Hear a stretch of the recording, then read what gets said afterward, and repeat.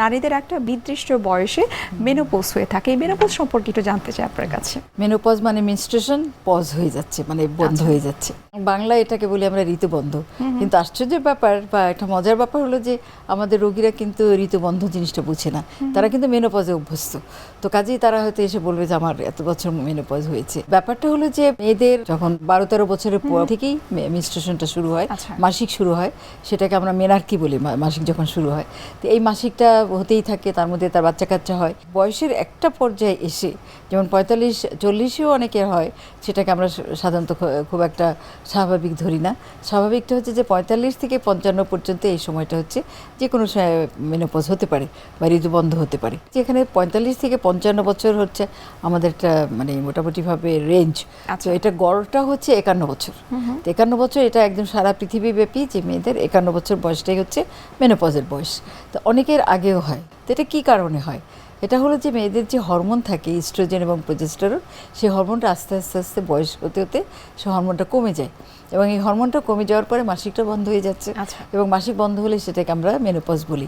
কিন্তু অনেক সময় দেখা যায় যে কারো বয়স হচ্ছে 20-30 বছর, তখন তার কোনো কারণে মাসিক বন্ধ হয়েছে, সেটাকে কিন্তু আমরা মেনোপজ বলবো না। আচ্ছা। সেটা আমাদের খেয়াল রাখতে হবে। তো মেনোপজ মেয়েদের জীবনের 1/3 সময় কিন্তু মেনোপজে কাটে, এবং এই সময়টা কিন্তু খুবই একটা মানে কি বলবো, একটা উৎসাহ উদ্দীপনা নিয়ে কাজ করার একটা সময়। আচ্ছা। কারণ তার সারা জীবন ধরে সে তার সংসার করেছে, বাচ্চা মানুষ করেছে, তারপর দেখা গেল যে সে একেবারে একা হয়ে গেছে বা তার হাজব্যান্ড আছে সাথে, কিন্তু তার কিছু করার নেই। তো অনেক মহিলারাই দেখবে সারা জীবন তারা হাউসওয়াইফ ছিল, এখন কিছু না কিছু কর্মব্যস্ততার মধ্যে ঢুকে গেছে, এবং এটা যদি ঢুকে তাহলে কিন্তু মেনোপজটা সঠিকভাবে তারা ব্যবহার করতে পারে। তো সেই জন্য আমরা মেনোপজ হলে আমরা রোগীদের আগে থেকে বোঝাই যে তার কী হতে পারে। একটা ভুল ধারণা আছে এখানে যে মেনোপজের আগে তারা মনে করে যে মাসিক খুব বেশি পরিমাণে যাবে, এবং দেখা যায় সেজন্য তারা ডাক্তারের কাছে আসে না। আচ্ছা। ডাক্তারের কাছে আসে যখন একবারে হিমোগ্লোবিন দেখা গেছে যে কমে, মানে অ্যানিমিয়া, রক্তশূন্যতা হয়ে গেছে, তখন নিয়ে আসে। যখন বেশি রক্ত যাবে সেটা কখনোই স্বাভাবিক মেনোপজ না।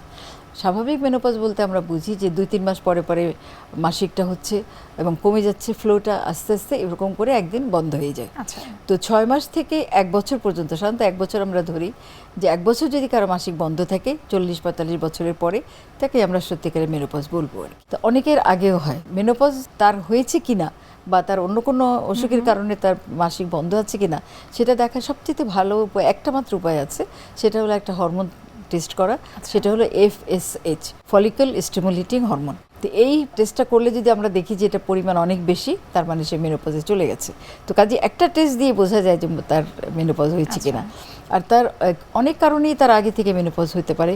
যদি তার কোনো কারণে 2টা ওভারি অপারেশন হয়ে থাকে, তারও তো অনেক কারণ ছাড়াও যদি তার দেখা যায় যে 40 বছরের আগে 35 বছরে অনেকের মেনোপজ মানে মাসিক বন্ধ হয়ে যায়। আর অনেকের আছে যে বংশগত হতে পারে, যে হ্যাঁ তার মা খালা সবারই একটু আর্লি মেনোপজ হয়ে গেছে,